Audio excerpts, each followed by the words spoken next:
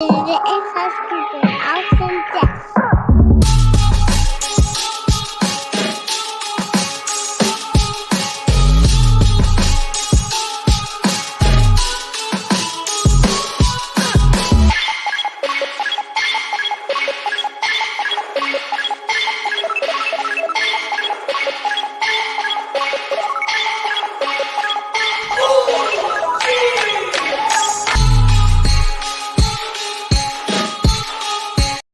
Welcome, everybody, to another episode of Inside Scoop with Alex and Jeff. I am Alex Dingman. I'm Jeff Doss. What's up, guys? We are pumped up for a big episode. And, of course, as you can tell, we have a guest. And we're going to introduce you to him very soon. Man, it's been a big Sport Karate week and an even bigger one coming up. So we got lots to talk about. First, we just want to let you guys know that we have the Virtual Fight Tour coming up. And as always, we are sponsored by Virtual Fight Tour. And we're super excited that they're just involved in everything we do at the Martial Arts Center Network. So, of course, we have their next fight tour, September 23rd, 24th. Put up or shut up. What's up, buddy? Look at him. He's kind of hiding, man. now. Zachary is going to do this, so you keep going. So, Virtual Fight Tour, Put Up or Shut Up. There's $1,000 already in the pot. If you want to join in, put your money up, and we're going to get to see who's the best men's team and women's team in the business right now. There's got to be more than 1,000 in the pot because there's a few teams signed up. That's just that's all they've advertised so far. I'm sure. Oh, let everybody else know. Yep. So there's that. And the next day is the King of New York tournament. So again, all Blackpool divisions are 2 rounds. And I think also they're doing for the adult divisions, you can do two divisions, kind of similar how they do it in Waco. So yeah, word. Yeah, so it's going to be awesome. You get your money's worth, guys. Enjoy a good weekend in New York and have some fun. So I mean, it's a full fight. It's a full tournament, but I mean, that really kind of seems like if you're fighting, why the heck aren't you there? You know what I mean?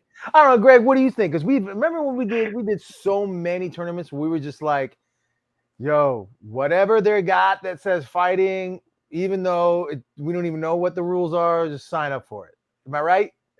Hey, the fact that they've got fighting, team fighting, putting up your own money, win a nice loot there, but then 2 rounds, like that's where it's at. I think, I remember, unfortunately, there's been some days going to tournaments where it's you bow in, you shake somebody's hand, and your weekend is over in about 90 seconds. So if you can at least give me 4 minutes of fighting, I'll buy me a plane ticket and get there any weekend. Exactly. Boom, you said it. Like you're guaranteed 2 rounds. You can do 2 divisions, and you get one of them. You get your division. You fight free, right? You fight free on Saturday if you do the put up or shut up the day before. Yeah, that's what I'm talking about. It's great, man. It's going to be a big weekend. Excited to see that. Good time of the year where we kind of have some downtime between all of this going on right now. As we have the U.S. Open, we have Capital Classics, and we have AmeriKick. So in the NASCAR tour, there's 3 back-to-back, and then we just finished the battle last week or 2 weeks ago. So it's a lot, and then had that something different in September that's not the same. The norm. All right, hang on, Zachary. Are you gonna say hi? You got to say hi. You can't just sit here. He came in. If you're listening, he just popped in, like right where the show started. And, exactly. Like, all right, no, you have to. If you're gonna be here, you gotta say hi, and then we gotta go back up. Okay? Let's say hi. Hi. Hey, buddy. Here, come over here. No, you gotta say it right next to my mic. Here, come over here. All right. now you gotta say hi. You can wave. All right. There we go. Okay, good. All right, now go back up. Say hi to mommy, okay? Tell mommy that you said hi, and then you gotta go up to bed. Yeah. I will come up and snuggle you when I'm done with the show. Okay. All right. How could you say no to that? That's right. Oh, man. So, guys, again, 10 minutes. He'll be back. We will go ahead and introduce. Since we already brought him on and talked to him. So, Greg Betlach, welcome to the show, man. So much, of course, world champion, JPM member, and someone who grew up with Alex, and And I don't know We're how gonna I tell a fair amount of stories, but we'll try and Yeah. keep them Yeah. respectable Yeah. since we're both. I don't know, married man. and All have the kids now. stories that I hear about NK, I was like, I don't know if they're teammates or just like it's like keep your enemies close, you know what I mean? Type of thing. is Yo, what we'll I get into hear about there's the a way fair you amount guys of that were. because It, before it's just like a bunch ask of this next man. question, It's just a bunch of brothers. Like sometimes Yeah. the people you hate on, beat on, rip on the most But are the to be people who are honest, though, closest Greg, to you. But you always time come out. back and Time out. Be honest with this question I'm gonna ask you right now. okay. Okay. Is there anybody in a tournament you wanted to beat more than me if I was in your division? Be honest. All I remember is Yeah. Emily Cooper once telling me about a moment where she thought she saw two Rock'em Sock'em robots, and it just happened to Oh, I know what fight she's be talking me about. and Alex. Yeah, compete. that was awesome. And That's so awesome. yeah, no, Alex and I threw down. We had a lot of fun. But you didn't answer the question though.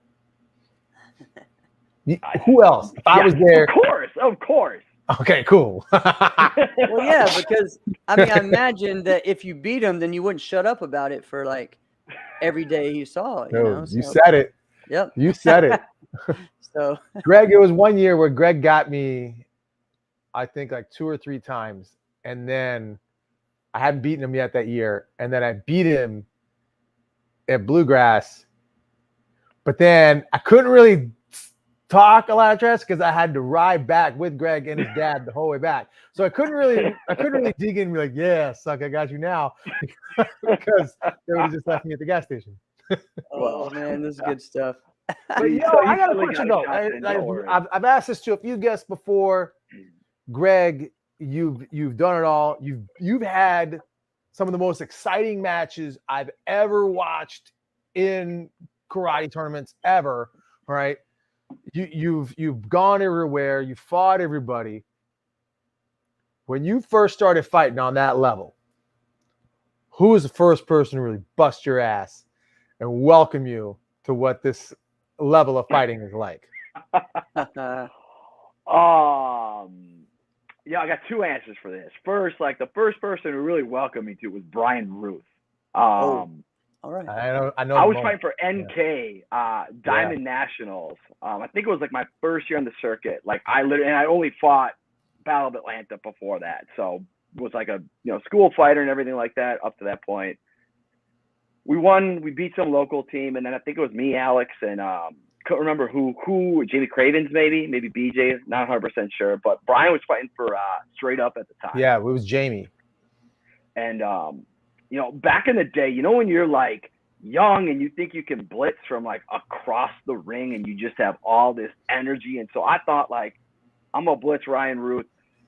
I blitzed him, and I think I put my head down, and he hit me so hard on the top of the head, I felt it in my tailbone. Like it literally compressed every single one of my vertebrae going down my spine. And I didn't really look up, and all of it, I just heard ooh, and that sound like when Brian Ruth hits somebody. Yeah. And I walked back to the line, and I didn't know what to do. I didn't know what to like make of it. I'm like, just don't cry in front of everybody. And so like everybody kind of looking like I was like standing back on the line ready to fight, and what they didn't know like inside, like I was just ready to lose it. Like I was ready to be like, time out, I'm done. Don't know why I came back to do this. Had fun, learned a lot. I'm gonna go enjoy my weekend. So I gotta tell you, because I remember that moment, and I'll tell you the outsider's perspective from that moment. So, Jeff, Yeah. I went to Greg, and I knew Greg because this is fresh off of football, Greg. Right. This is like Greg looks like Wolverine, Greg. Right. In more ways than one. Like Greg was just like he is like the meathead, all-American badass, the super athlete at this point. Like it's it. I kind of knew what he was gonna say, so I'm like, hey, who wants Brian? And Greg didn't say he wanted Brian. He goes, I'll fight anybody. I'm like, good, you got Brian. I'll take Elias.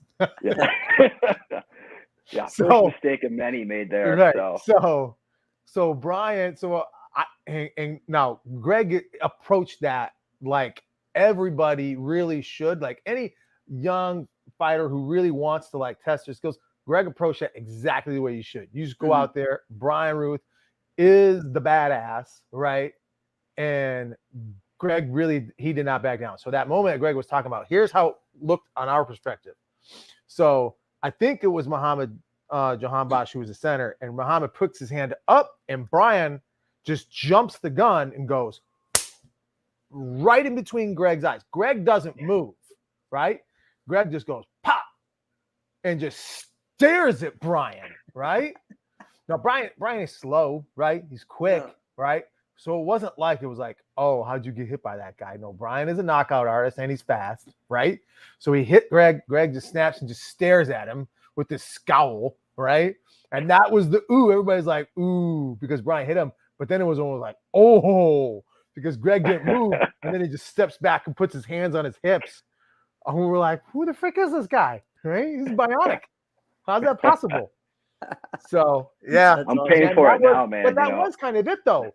You'd fought a few fights, you'd fought a few events, but that was really like, okay, here's the welcome moment to what this is really like. Are you going to stick with this thing or are you going back? And Greg stuck with it, really had a lot of success. That next year, you won a bunch of divisions.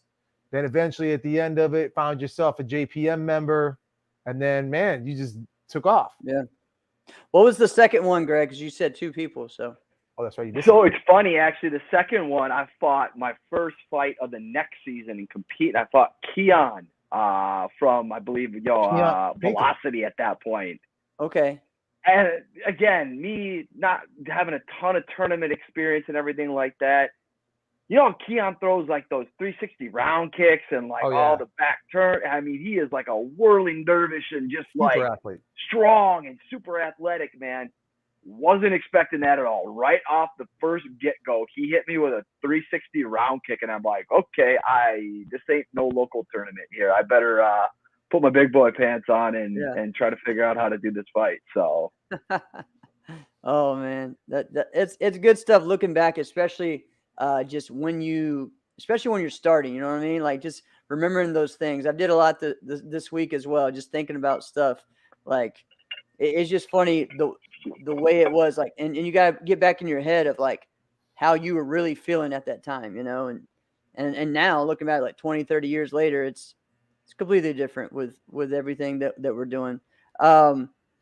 We got several people that are on watching. Ben Stewart says, "What's up, Greg?" That's a blast from the past. What's up? Yeah. Oh my Alex goodness. Lane, of course, great seeing you, old teammate. And Ben shares the first time he remembers fighting you at Diamonds, and he was like, "Man, this guy's strong." Ben's pretty damn strong himself. So I'd say. I remember he'd grab me and I'd try to like spin away or run away, and I wasn't going anywhere. So yeah, we had both of those guys on in the past, and they brought you up in their times, and they were on Inside Scoop. I mean, it's fun. I mean, Jeff, I was in the same thing this week. You know, you look back, and I mean, everybody's probably biased about their times that they fought and the guys that they fought, but man, there's so many good fighters and so many, you know, fun memories just about, you know, banging it out there in the ring and everything. And it's you know, I wish I could go back and spend the hours watching all like the YouTube videos of everything, just because it is fun to go down memory lane and relive it every once in a while. So. Yeah.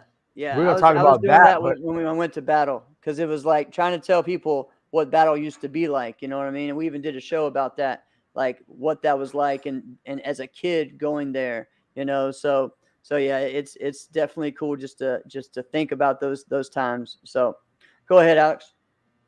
Well, yeah, I want to go down those times too, but let's really go back a little further, man. How did this whole thing start? Because if other people don't really know about Greg Betlach, right? I mean, your dad put you in everything, right? Every sport, right? So how did this whole karate thing happen? For everybody who teaches martial arts out there, I was the student you probably hated to have. Like, I was that 4-year-old that watched Teenage Mutant Ninja Turtles and suddenly thought he knew everything about karate. I broke a couple couches, some furniture. My parents were like, enough, you got to go do this somewhere. So literally this summer, like, my dad took me in to take lessons, And I basically never left the classroom like since that. So I started karate when I was 4, So wait, what year? Do you remember what year that was? 1988. So you started karate in 8. So you started considerably before me. Yeah. Wow. Yeah, it Well, was it the took same year I me like started. 9 years to get my black belt. Like it took me a long time. But it's Well, like and I was that's a also doing other. testament to you because that's a difference between karate in the 2000s or 2020s or karate in the 80s. Because at that time, and I don't know the answer to this, Greg, was there set kids classes? What was it like? You said you're So 4. it was 12 and under and 13 and up were like the two classes that we had. And so I was taking, white belt, gold belt classes with kids who were 9, 10, 11 years old. And like, I mean, in the curriculum that we taught, like I was learning the curriculum that a youth or an adult would be learning at this point when I was like 4. I mean, hell, I probably didn't know my left hand from my right hand, to be honest with you. Damn. Yeah. All right. Well, that's kind of cool to hear. It's kind of almost like, I don't know, Jeff, what do you think? Is it like almost like a breath of fresh air? Like, oh yeah, there's still people out there that started karate like this, right? Yeah. Well, yeah. I mean, that was me. Yeah, I started the same year, same age. I was the same one. They didn't have a class for me, and my instructor told me, "Sorry, I just don't think we can teach you." And then he called back 2 weeks later and was like, "Oh, I got a class now for you," and I already started somewhere else, and eventually found my way back to his school. Well, we joke about that, how he shared, everyone, oh, I'm his prize student, but he kind of kicked me out Kicked first. you out. That's our joke. Yeah. So yeah. It's So great. when you started, Jeff, did they have was it just like a white belt class? Was it like a beginner's class? Did they have a lot of Yeah, I mean, I was 4 and I was small, so it was like everyone was huge. But yeah, I think it was about the same way, like you said, like 12 and under, maybe 11 and under. It was just, white belts, beginners. I mean, both of us, we all come from schools though that were on the cutting edge of the industry. You know what I mean? Like my instructor, Master Arthur, he was the first guy who started like lead boxes and things like that, and doing different things. And same thing with you. You guys are Martial Karate. I mean, so we were probably, if we went to a normal karate school, it would have been completely different. You know what I mean? Like, but we went to ones that were really focused on growing this thing instead of just, we don't want you. You know what I mean? Which back then, still in the 80s, there was a lot of schools like that, right? So. Oh my God, it's. I mean, I hear about it because I don't think I got to see it, and hell, if I saw it, I was a little too young. But like, definitely, it's the blood and guts era of it. I mean, I remember watching sparring class and just like my jaw dropped. And like I remember going to the diamonds in like the early 90s and walking around and seeing it. And it's man, I don't want to say it's different. Like that's such a cliche, but like it was different. So yeah. Well, what was it then, Greg? Because at one point, so I kind of dropped this out there. I was like, your dad, Mr. B, he put you in everything. So what was it that made you say to your dad? And I don't know, maybe you didn't. Maybe it was your dad who was like, what was it that made you say, I'm doing karate all the damn time? I mean, you guys could probably attest to this. I personally, I'm 100% biased. I'll put my answer out like that. Karate makes you better at everything else. Like me doing martial arts at age 4, I had such an advantage over other kids who were just starting any sport at age 5, 6, 7 and beyond. Like I had hand and eye coordination. I had balance. I understood how my body moved and everything like that. I had actually focus and discipline. Like I knew how to sit in like an athletic environment and listen to an instructor, because back in the day in karate, if you didn't listen, like you got smacked upside the head. They couldn't really do that in like youth baseball, but it's like you had other kids over there playing in the dirt, dandelions, chasing butterflies. And like I was used to, for whatever time I was in class, like I'm paying attention to the person who's talking. And so, I've always kind of like gravitated in that and appreciated martial arts for that aspect. But then like I think it gets down to it, like I was good at it. Like I had fun doing it. Like I remember the first trophy I ever won, and it wasn't for fighting, it was for basics. And so I was a gold belt, and I remember that was the first tournament I ever went to, and I got second. I was excited, but I was kind of pissed. And I'm like, I got to keep doing this. And so I couldn't wait to fight. I remember green belt is when you got to fight when you were at our school at this time. The second I took my green belt test, the Monday afterwards, I made my parents drive to school, buy sparring gear. I went home, put that on, and I was running around the house with that, fighting every coat rack, every couch and everything like that. You could not get that gear off of me as a 5-year-old. So, That's awesome. that's the best. So That's no, good it's stuff. again, it's fun. I mean, the beauty about karate is you do it when you're 4, you do it when you're 14, you can do it when you're 40. Like you make it out of it what you can at this point. I mean, make no mistake, I can't be nearly as competitive as I was. I still would love to go back and take a class. Like I'm starting to get back into stretching and flexibility, the mobility aspect of it. So I think there's always something you can learn and take away from it at any age and at any stage of your life. So. All right. Well, then we fast forward a little bit in the Greg Betlach story. You're a black belt. You're a teenager. You are in all of the athletics. You're in track. You're a football star. You're still fighting occasionally. This is the aggravating part, Jeff. I'm gonna tell you this. All right, Because I want to hear it. Greg would just all of a sudden, Greg would just be gone, like in the fall. You'd be like, what happened to that guy? Because he was playing football, but the rest of us karate nerds weren't good at football and good at karate. All right. Right. There was like Greg, we got like Otis Smallwood and like maybe BJ, right? But BJ played the line, right? So, and then all of a sudden Greg would just show up like the week of the Diamonds, be like, dude, where did you come from? Oh, the Diamonds this weekend. Like, get out of here. You're not doing that. And then he'd show up and he'd fight and he'd do great. And you'd be like, dude, you're a dickhead, right? And then he'd go back and he'd play football, right? So, for other people that don't know, dude, you a legit, like, promising prospect at the running back spot at the premier football program in the state of Minnesota.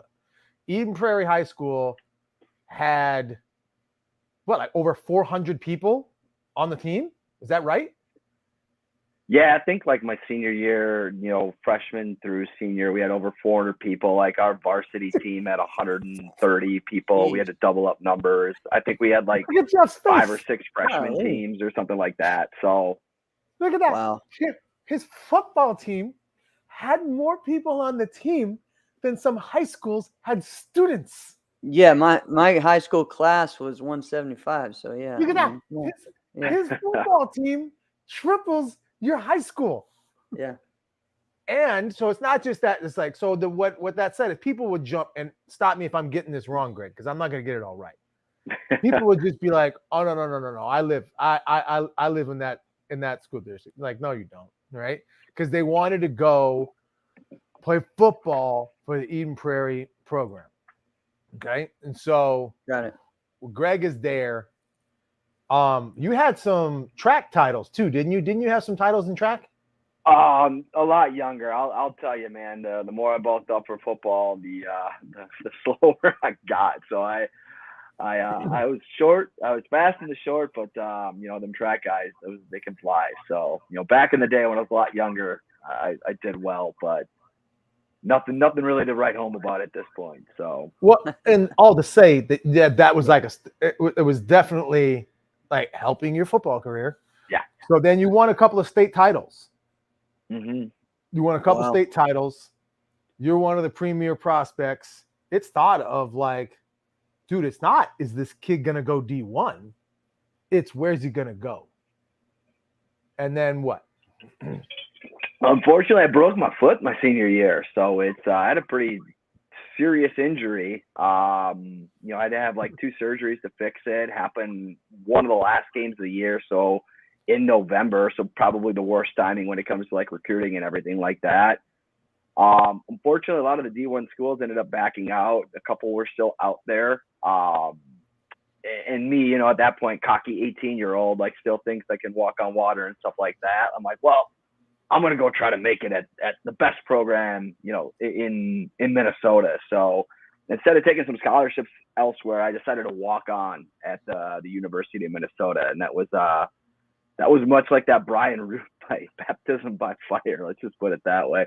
I tell everybody this story. I'm sure there's some people who might at some point listen to this saying, Greg, you've told me this already. But like in high school, I would turn the corner. Like I said, I was fast. Like I'd turn the corner, no one would catch me. I'd be gone 60 yards for a touchdown.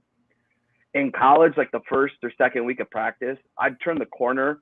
There's 3 guys who are waiting for me and 7 guys who are chasing me down from behind, 3 of which probably weigh 250 to 280 pounds. And it's just like a completely different level of athlete than I had ever dealt with. Like we had a few of them on our team and we played against a few of them, but like you put 11 on each side of the ball and man, it's and everybody's it's that level of eye-opening. athlete. Yeah, it's eye-opening. I mean, it's just it's another level. But I mean, it's some people are blessed with being big, being strong, being fast, and football suits them. And so it's I always think to this day, like I look at guys like Danny Woodhead. I'm like, what if I would have grinded it out? But man, even he's probably pretty damn special from the athletic perspective. So do you look at guys like that occasionally and be like, Danny freaking Woodhead? Danny Woodhead can do this shit. I was better than Danny Woodhead. Did you ever do that? No, I can't do that. But did you ever do that? I mean, you think about it. I mean, it's. I've never put like my measurables up against Danny Woodhead's. I'm sure the dude could dust me in like the 40 and could probably lift out of the gym and stuff like that. So it's probably, when I really think about it, maybe not an apples to apples comparison. But yeah, I mean, there's some guys, I mean, you see it every single year in Sports Illustrated on ESPN. The guys that grind it out, they work their tail off, they get in the gym, they just get better. Yeah. And again, it's you go back and you think, well, I could have done it, but I'll tell you, waking up at 5 o'clock every single morning to go lift weights, to go run, then going to class, then having a part-time job, and then having to study, it's a lot. And so it just wasn't for me for the long run. So playing football was a part-time job. Is that accurate? For me, it was I learned like that's how much quickly. time you had to dedicate to it. Yeah, it was a full-time job once you got to college. that's true. But it's like I looked at football literally from the first month that I got at the university. I'm like, my destiny in life is not to play football for much longer, and I think there's other things that I can do. So well, and let's just call it what it was. I mean, you walked on in what was it, 2002? Yeah. So 2002, and only people who would know this would be like Big Ten dorks, or if you paid attention to Golden Gopher football, right? But Golden Gopher football at that time, it was all running backs and offensive line, right? Nobody should ever even know who the quarterback was, although I think I can remember a couple, right? But so in the thing that the program had to hang its hat on is they always had 2,000-yard rushers almost every season. Right.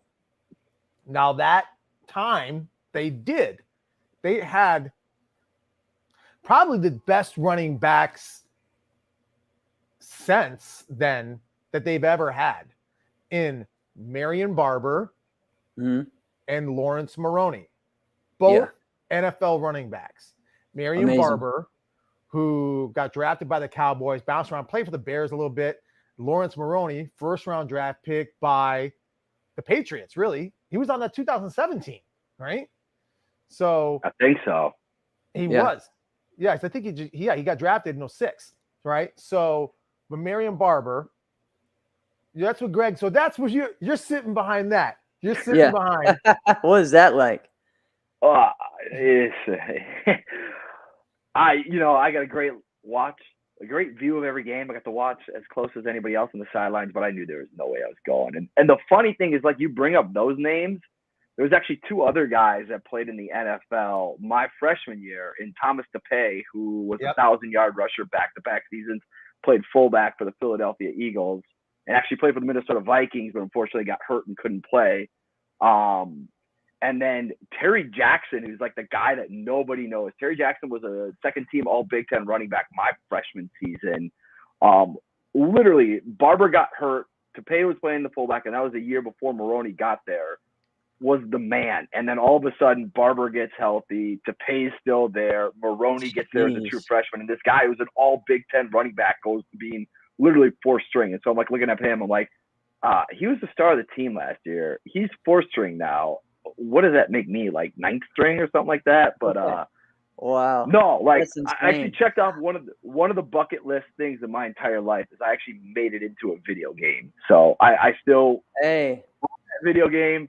NCAA 2004, pour one out, man. They don't make it anymore. But I am the slow overall 65 rated, running back on Minnesota. I think I was 5th on the depth chart. They got my home city wrong. I think they said I was from Minnetonka or Bloomington or something like that. But I won the Heisman 4 years in a row when I played. Well, you played it yourself. That's awesome. What's that speed say? 99. Yeah. Cheating a little bit, but I'll take it where I can get it. So let's look at that though. So now you're sitting back. You got these guys. Let's look at what life is like. Yeah, you're in a position where, and I'll be honest, I looked at it this way, like, you gotta be effing kidding me, man. Look at the chance you got. I did not see. All I saw was the two names I mentioned first, was Barber and Maroney.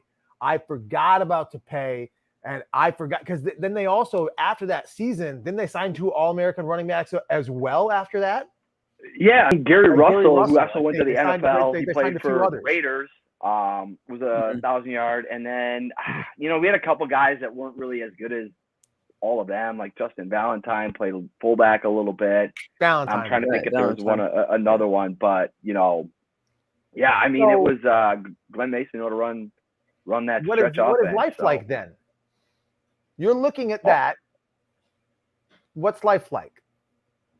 I mean, it's basically you wake up and you go to practice knowing that you're never going to play. The best shot that I ever had at anything was special teams, which, I mean, don't get me wrong, like busting your ass playing special teams for, college football is nothing to bat an eyelash. It's just, you go from a situation where, you were playing every single down on offense and you got to play all the special teams. And then you go to a situation like that, which rightfully so, I was behind those people. But, it's just, I'm like, well, maybe there's something different. Maybe there's, maybe I can go, use my athletic talent, or, maybe I can go work out and do something different and not get the crap beat out of me. Cause I'll tell you, playing demo offense during practice in fall in Minnesota is not fun. Like, I remember there's one situation, and he was a great football player. He started, but, didn't ever go in the NFL. It was Mark Loftley. He was like 300 pounds. And I remember, like, there was this one play that we called. It was like a 3-step drop. Quarterback's supposed to drop back, turn his shoulder, look, and fire. I'm supposed to start at the right guard butt cheek and duck down the line. I made it to the right butt cheek of that guard, and I basically disappeared when you watched me on film because there was, like, this 300-pound guy that just went through the line. It literally looked like he ate me whole, like, on the film. And all I can remember is our head coach, the one period he decided to watch, and he's sitting back there twirling his with Glenn Mason. He's like, 34, you just got your ass kicked. Start the period over. Everybody's staring at me, and I'm just like, oh my God, I'm the guy that started practice over because I didn't do what I was supposed to do. So, yeah. Anyways, enough of those. Well, hey, I'd be remiss if we didn't bring this up, since we're bringing up football days and who we talked about. Recently passed Marion Barber III, and it brought up another guy earlier, who we knew, Otis Smallwood. Otis is a national karate black belt, super talented guy. He was his high school teammate, and they played at Wayzata. They ran the Wishbone, actually, I think, but they were and he just passed away. Tell me a little bit. Tell me a Marion Barber incident, moment, story you might have. Yeah, I mean, I don't know if anybody's read any of the articles. What you hear about him, like he was genuinely one of the nicest guys. I mean, you could imagine a football team is a very diverse, group of people who come together from all different places, all different backgrounds. Marion was a guy that always said hi to me. Like I wasn't just some redshirt freshman who was fifth on the depth chart. Like he was a person who, no matter what week it was, what we were doing, like he was warm, he was friendly, he, always asked me how it was going and everything like that. And it made me feel like part of the team. And if you read a lot of the articles and everything like that, it seems like a lot of people had the same interactions. And it's just, obviously it's incredibly sad to lose somebody, before their time and everything like that. And especially somebody as nice and as genuine as he was. So. Yeah. Well, it's heartwarming to hear. It's great to hear because, and I don't know the details behind it. I do know that he was just a couple weeks ago. I think it was a couple weeks ago. He was found deceased in his apartment. So that's always sad to hear. So yeah, our prayers go out to his family, the people that survived him. But so you're there. And how does it get back into really like being focused into just being on the circuit and competing? How did you go? Yeah, what got you out of football? Eventually, you were like, "F you, football." All right. Alex Dingman? No. Tell that story accurately. It was not me. Yeah. No, I mean it's you go like for anybody that's played sports, you go working out multiple times a day, every single day of the week, maybe taking a day or two off. Like I still wanted to work out. I still wanted to do something competitive. Like I just because I wasn't going to play football, like I wanted to do something that was going to push me. And lo and behold, like, kind of as Alex alluded to, all throughout like high school and everything like that, I kind of dropped back into karate and had fun, was competitive, still had a bunch of friends that were doing it. So one of our old instructors, Kelly Worley, I'm sure everybody maybe remember, familiar with the name, called me up and we were going to have an intramural tournament. And he was trying to field his team. And like our intramural tournament had changed a little bit. So it was like a team aspect, especially on like the black belts where you had to fight on a team. And so I hadn't gone to a school. So like didn't really have like a school to fight with. He's like, come fight with my team. He's like, I'll just give you, the yellow shirt to wear, which I think was the color. And lo and behold, it's like I came back and took a couple, like literally maybe like 3 or 4 classes. And I hadn't kicked or punched for years. At that point, probably 3 years, hadn't taken a karate class. And then lo and behold, get back into a tournament. Shop on everyone. Imagine this, Jeff. Okay.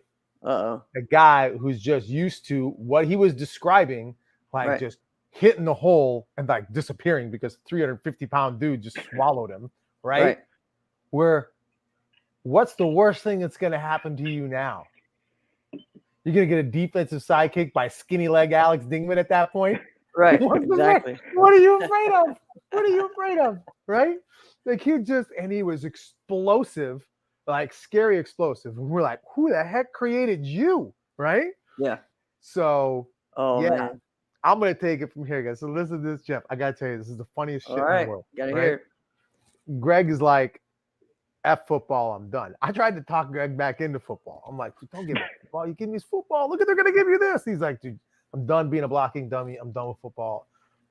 It was real. It was fun, but it was not real fun. Okay. So Greg did exactly what he was saying. He would hit me up at like 7 a.m, right? Something like that, which is fine when you're 40 because you're up at 7. I think Greg and I were texting each other at 6 this morning. Right? There was no problem. We were both clearly been up for a while. Right? Right. But when you're 20, 21, you were not planning on being up for at least 3 hours, maybe 4. Right? So Greg's like, dude, let's go do some drills. And I'm like, dude, what are you talking about? And at this point, I still feel like I'm a forms competitor. Right?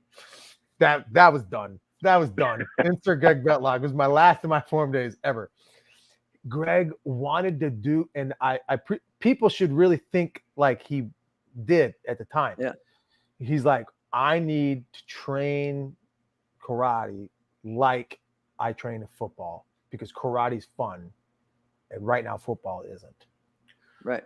So he thinks about all these integral things that football has. He goes, I'm going to use that for karate, right? So like the sled that you would use, right, in football, he's like, I need to make one for karate. So here's what he does, right? Check it. So he creates this sled that you can blitz with. So do you know what I'm talking about, Greg? I do. And I don't know if you're going to tell the story or if I'm going to tell the story. I'm going to tell the first part, and you were there for the other part. I was not there for that part. Okay. So he creates this thing. It's so cool. It's literally like a sled, right? Yeah. That you can put weights on. So he puts like, I don't know, probably like 35 to 45 pounds worth of weight, right? And he's got a chain on it, right? Attached to the chain are rubber bands that you attach to your waist or your belt. So now when you blitz or you slide or you move, it just drags behind you, but it doesn't come all the way up to you. He did a great job with it. Go ahead. You pick up the last part because I was not personally. Are you talking about this part? Are you talking about the BJ Carnahan? Of course I am. With it? Yes. Of course I am. Come on now. You knew this. Sushi, I assume you know BJ pretty well. So BJ, like, we're here, we have to take it, and my hand's like above the screen. And so Yes. BJ's like, I think we need to add more weight. And I'm like, okay, we can add a little bit more weight. I'll add like 10 or 15 pounds. And he's sitting there, he's like, I think we need to add more weight. And I'm like, BJ, I don't have any more weight. It's like I literally stole a 45-pound plate from my high school weight gym when I was back that summer. So BJ goes to somebody in the class. I can't remember who it was, but he's Ashley. like, why don't you sit on it? Yeah. And Ashley like, Peruzzi to sit on it. Ashley, yeah. And I'm like, why don't you sit on it? And like, okay. So she sits on the weight. BJ goes running across the classroom. Ashley doesn't move. That rubber band snaps. It's BJ in the ass. And all you hear is him go straight into the lobby saying, no way. No, I can't say it with a straight face because I just pictured him. And like, I think he like ran out in the parking lot because it hurt so much. He was trying to like run it off. And like he showed it. He didn't show it all, but like from like the middle of his back, and I'm sure it went all the way. Like there was this welt that like was sticking out of his body like an inch or two. It was just gnarly. It was so funny, and I think we all laughed probably 10 times harder watching it in person than even thinking about it right now. But yeah, I mean, yeah, BJ trying to add a little bit of weight, maybe add a little too much. This is why you never miss a training session. So when I said like, I know that story like I was there, but I wasn't actually. But you weren't there, yeah. I wasn't there. I've Heard that story, but not like that. So yeah, that's great. I was trying to get rides, and I was like, I'll just take the bus home. All right. Never miss a training session. Don't everybody ever miss a training session, especially with these jokers involved. You don't know what's gonna happen. Oh, all right, man. So look, Greg, so that's what life was like. So you're going back and forth. You're competing. We're going to tournaments. Yeah, and with national karate. So like, what was that like with the team NK and getting, really getting yourself into to be a top fighter and then eventually be picked up by JPM? What was that period like for you?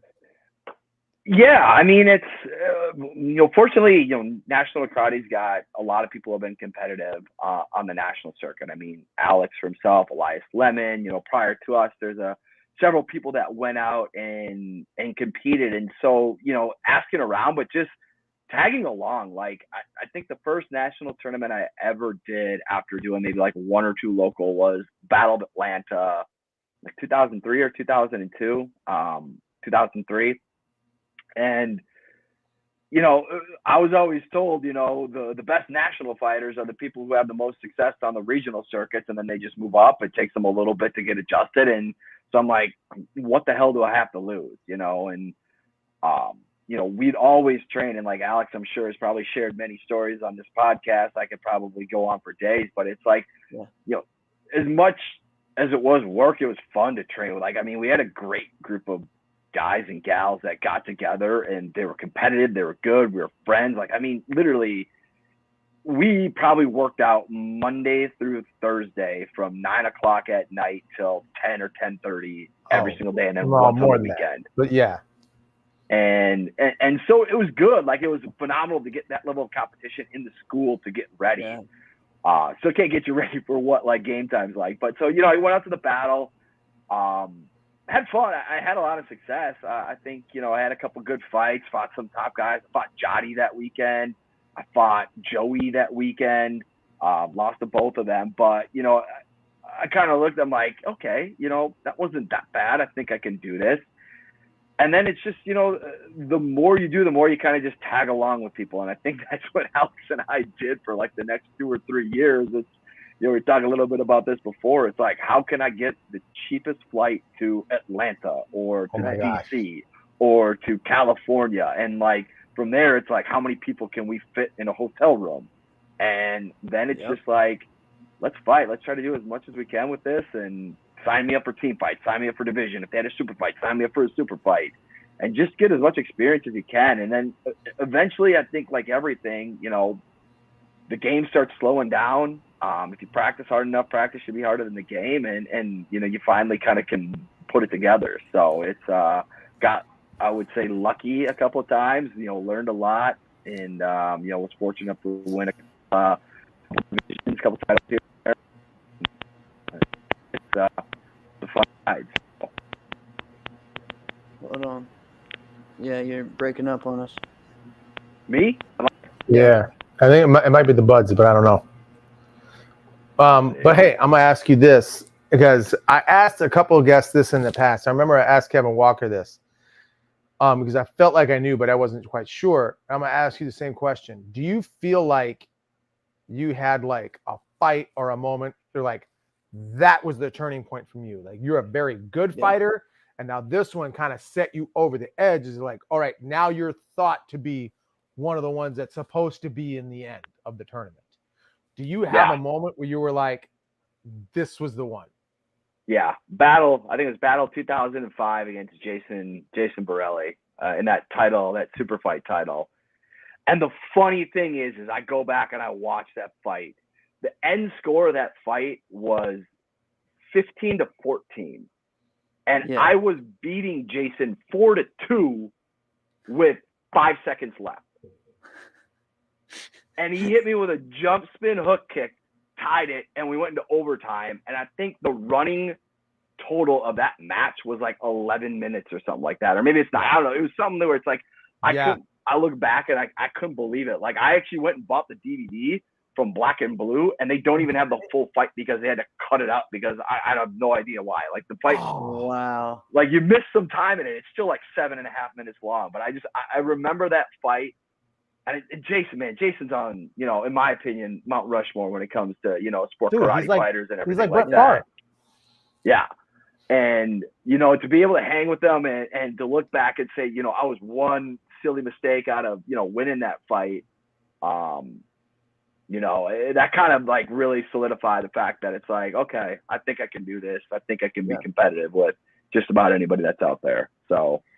Yeah. And that was an amazing moment to a horrible tournament, right? It was a horrible tournament that, because of your guys' fight, it made it feel like it was really cool. It was not cool, right? So, but we've shared that one before. Jotty kind of did us all a solid. Jotty was there that weekend, and the way they did this is Larry Carnahan gets on the microphone. Awesome. There's a lot. We say a lot of like, come on, Aska, step it up. Come on, LC, step it up. I'll give him credit on this, because Joe Corley said, well, we were supposed to have a super fight. We don't have one. Larry Carnahan could have said, well, I guess you don't have one then. Now do you? He stepped up, grabbed the microphone at the end of the eliminations, goes, hey, all male fighters, if anybody wants to compete for the super fights in the finals tonight for the chance to win $2,500, come meet me at the stage. Or we all sat around and looked at each other like, did we just hear what we thought we heard? So we all go over there. Now Jotty's in the final for the overall. So he just looks at it like, I don't got to worry about it. I'm fine. And he doesn't fight. I truthfully think if he would have fought, he would have just won, right? Because there was like at that point in that building, it was like Jody and then the rest of us, right? So, but Greg, you had a run, right? And it was just even your tournament that day, like you were on a different level. Like you were just like, all right, man, he's looking good today. He's looking focused today. But that match, that did it. That sent you over, and you never went back. You never went to had like, oh man, I had like a down one, right? In fact, there was many of them where I'm like, shit, you had that, man. Alex Lane was on, and Alex Lane has a diamond ring, but he has a diamond ring against you, and you almost won that fight too. Right. Yeah, I mean, but everybody can sit up here. No. Everybody can, but all that's to say is if all a person did was look at the record books at the end result, you wouldn't get the full story. You would not get it. You would not understand that truthfully, right? And I look back at so many times. Well, you know what? I think Jason came up to me. This dude's, he's awesome, right? When you say he's Mount Rushmore, it's exactly what he is. Comes up to me one time after you guys fight. I think it was probably the first time you guys fought. He's like, damn, everybody told me to watch out for this dude's punches. Guy split my lip with a hook kick. I was like, Greg knows how to hook kick? What? You done that thing? It was probably by accident. So if I'm hook kicking, I don't know if something went wrong. That was the moment. Since then, you had a lot of moments. You had a lot of places. What would you say would be like, this was probably my favorite moment or my most successful moment? It's tough. I mean, I'd have to point, I won a couple overalls, compete, I think in 2008. Yeah. One of the trophies I still actually hold on to. I won Dennis Brown's tournament. I got a chance to compete in Russia, which I thought was wild. We did this, team fight against Team Russia, which was just, it's like, I've never been in like a Rocky moment, but like that was like my Rocky moment where it's like, what do you mean? Everybody in the arena is like cheering against you. And like, we had this small team of like Team USA. There's like 11 of us that like actually was cheering. And it's just a surreal experience. Cool. Yeah. I mean, we've had gotten close in the Irish Open a couple times. Austrian Classic. I mean, it's that. I mean, I don't know if I'm saying lucky enough, smart enough, maybe stupid enough to do a couple full contact fights. So, I definitely had some success doing that. So, I mean, it's honestly, it's hard to boil it down to one. Right. But, it's definitely a lot of great memories to kind of look back on. So. Now, Greg, what year did you get picked up on JPM, and how long were you on the team? Seemed like a long time. I was on the team for 10 years. I got picked up. I got actually picked up that right after battle when I fought Jason. Okay. So my first tournament was Diamonds 2005, and I think my last Babcock tournament came up to you before you could leave the stage. Steve Babcock was like, "Let me hold your hand, Greg. Here, come down. Here, I got you right here. It's okay. Don't worry about it. Come here. Come on. We'll actually go to dinner tonight. Dinner's on me. I got you. Come on, man. You didn't even have a point. You didn't even take the sweat off your headgear, and you were on JPM. Wow. It's not. It wasn't a bad feeling, I'll tell you that much. And yeah, lucky enough, I think 10 years. I think Diamonds of 2015 was my last tournament, and yeah, I can't believe, man, 10 years on that team. Probably 12 to 13 competing on the NASCAR circuit, almost on a full-time basis. It's crazy to think that. I mean, even that was now probably 7 or 8 years ago. And I hesitate to use the word retire. I feel like guys like me don't retire. We just gracefully step away, Yeah. But it's been a long time. So. Well, wait, I got a question. You feel like you could hit some people again? You feel like I can do this? Just wondering. I don't know. Not any of the guys that are out, man. The guys that are out there are too fast. Like it's, you can give me put me in some 40-year-old people like myself. I could probably get lucky and maybe swing in 30 plus and 40 plus divisions are fun. They're deep, dude. And they're deep. 30 plus right now is they're exciting. Yeah, in some ways, it's more exciting to watch those divisions in forms and fighting right now, and it's crazy, man. It's nuts. It's fun. So there was Alex and I and Elias ran it back one year, and I can't remember what year it was for the Diamonds. 17. Was it? So we all competed as a team, 2017, and lo and yeah. behold, they put us against what? All Stars first Yeah, round. And why would draw All Stars first? They got robbed afterwards, though, too. They should have won the tournament. Yeah. You know who they got I think robbed I hit against, though, Robbie. Greg? They got robbed against JPM. But that's Yeah. So I'm a little biased when it comes to that, but it's like I hit Robbie with a side kick, like right off the bat, up 2-0, and then I lost 6-2, 8-2, something like that. I'm just like, I can't even catch him. He's so fast. Like and I don't know. So I'm sure there's a lot of guys that are out there like that, and like that's the one thing. Like I selfishly, like I haven't had enough time to like stay on top of like the circuit now, and I think like what they're doing. Like I mean, I've heard your guys' podcast quite a few times, but like with all these tournaments that they're doing and like trying to showcase fighters, like that's cool to me. Like Yeah, it's they're what really doing doing a now good is job fun. of that.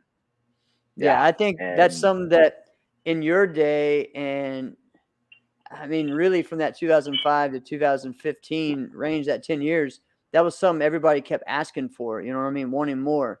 And it felt like right after that was when they really started pushing, and now it is, it's definitely, they've done a good job at making it a big feel, a big fight feel, or having more, having more for the fighters to do, I think. So yeah. So speaking of that, Greg, 2 questions.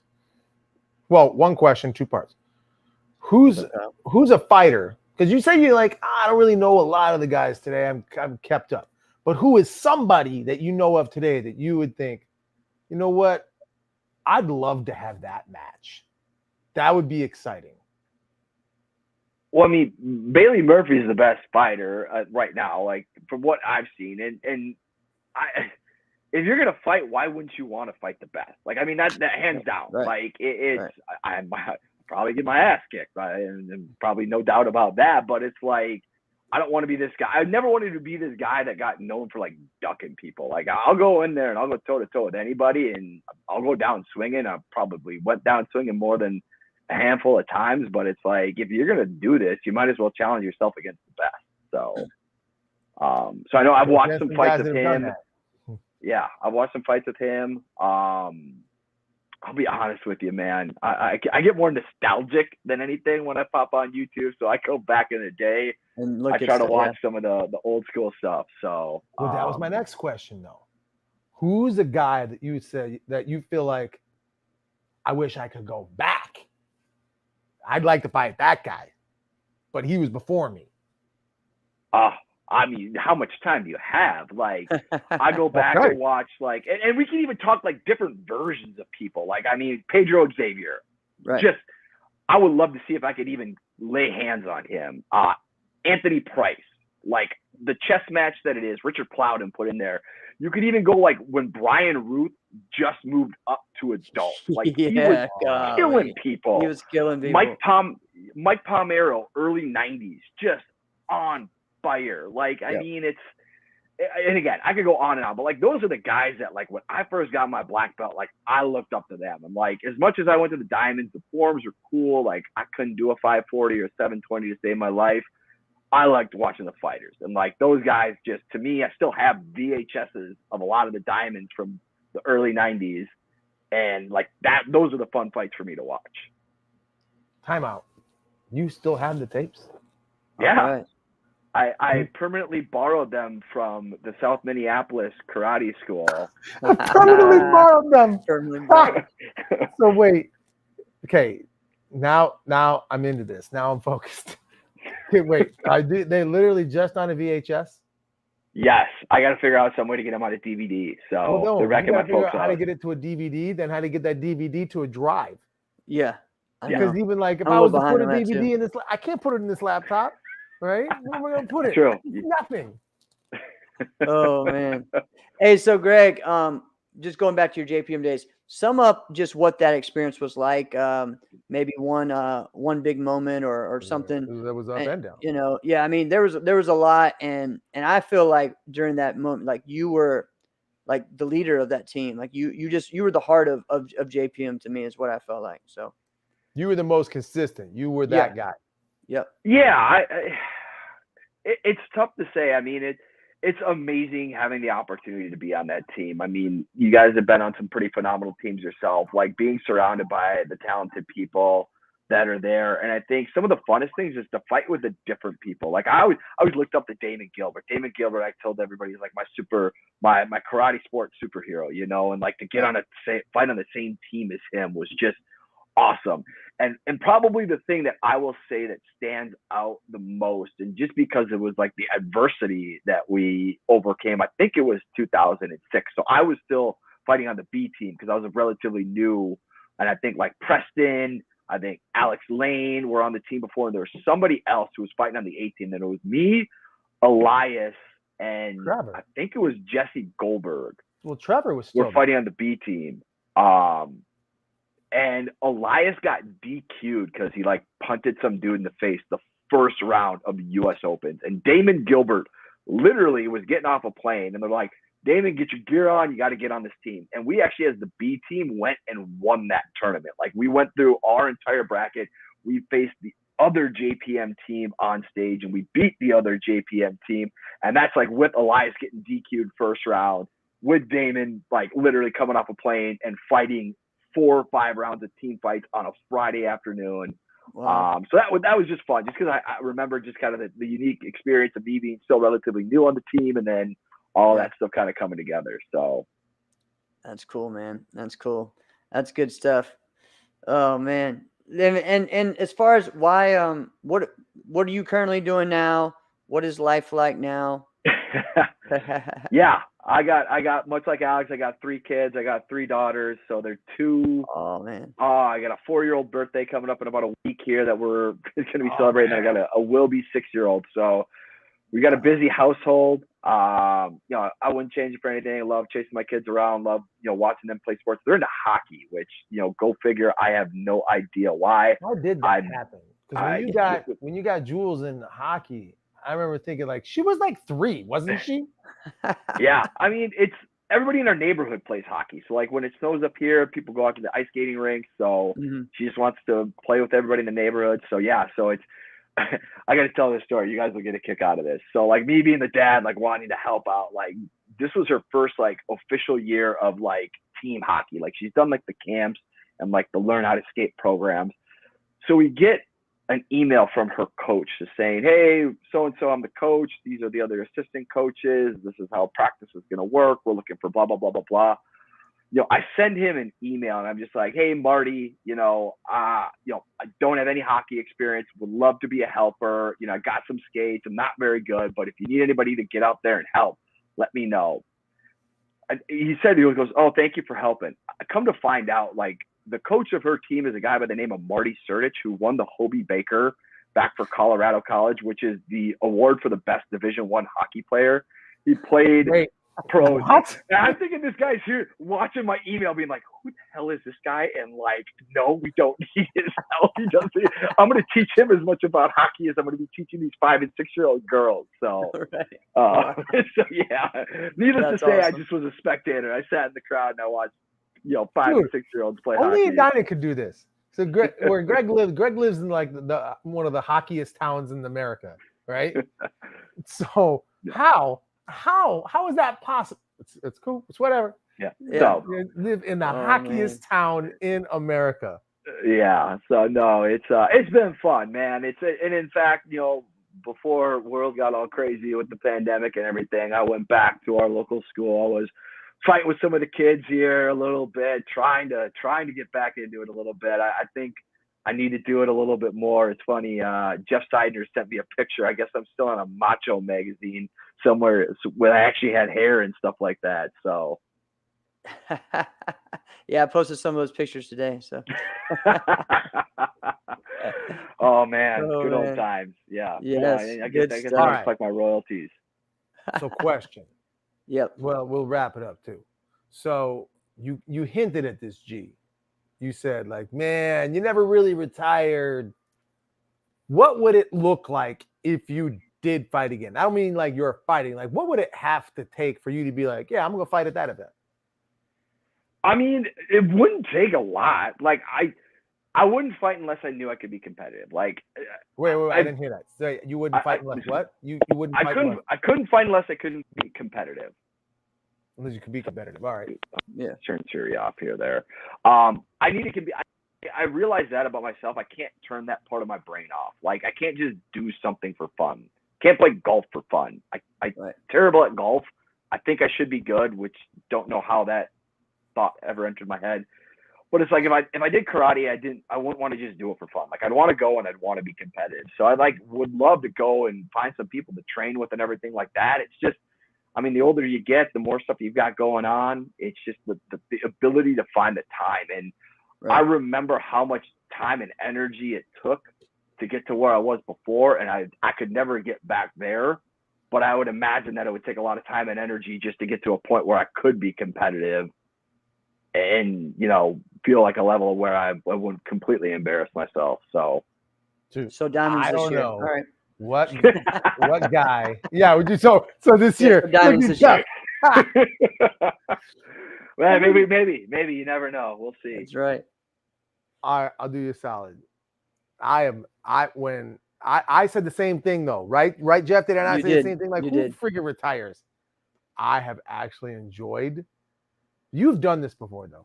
I've enjoyed being at karate tournaments and just being like, I don't gotta do shit. Yeah. I mean, I don't gotta do nothing. I know. Oh, this is the first time ever I've had that. So you've done that a few times, but you did that with the mindset of I'm not done. Right? I think. AKA 2020. That was my first one when I'm like, I don't think I'm going to fight. And then when I didn't fight, I'm like, oh, I love the way this felt. I'm not fighting anymore. Right? So, y'all guys wait. Y'all guys could wait. I'm not waiting. I would fight. I'll fight Greg though. See? No, kick me in the head now. no, here's how I'll put you. If you say like, all right, Alex, next year we're doing this thing, I'll do it. I'm not gonna like it, but I'll do it if you want to do it. I think we can run it back in What time. did I do? Yeah. Oh, Be a lot of man. It's growing gonna be like in kicks, the I secret think, so. dojo somewhere. Yeah. Oh, there'd be a lot of ice and ibuprofen that would be needed probably after that goes down. Oh my gosh, I pop that stuff like Skittles now. Are you kidding me? No, ain't no guy north of 40 with 3 kids gets up, works out. Dude, I'm gonna get up from this couch and things are gonna snap, crackle, and pop. Are you kidding me? What guy in his 40s has got like 5% body fat? Must be the most selfish guy on the planet. That does not happen. Hey, I love that excuse. I'm gonna start using that. Didn't we have someone to show? Oh yeah, Keith, right? Keith Weston. Man, he's a different animal though. He is a different animal. The nicest different animal ever. Yes. Right? Oh, that was God, cool. Too funny. Oh man. This was great, Greg. Good Yeah, it's a lot of hanging, fun. brother. Good hanging. You gave me some stories I did not even know, man. This was way cool. It's a long-time listener, first-time contributor, but no, you guys do good stuff, and thanks for taking me back down memory lane, man. It's been fun, like, and hell, it's maybe I got to send you guys a text or two after I listen to some of these shows, you know, every week and everything like that, and be like, I remember some or something like that. So I don't know. Yeah.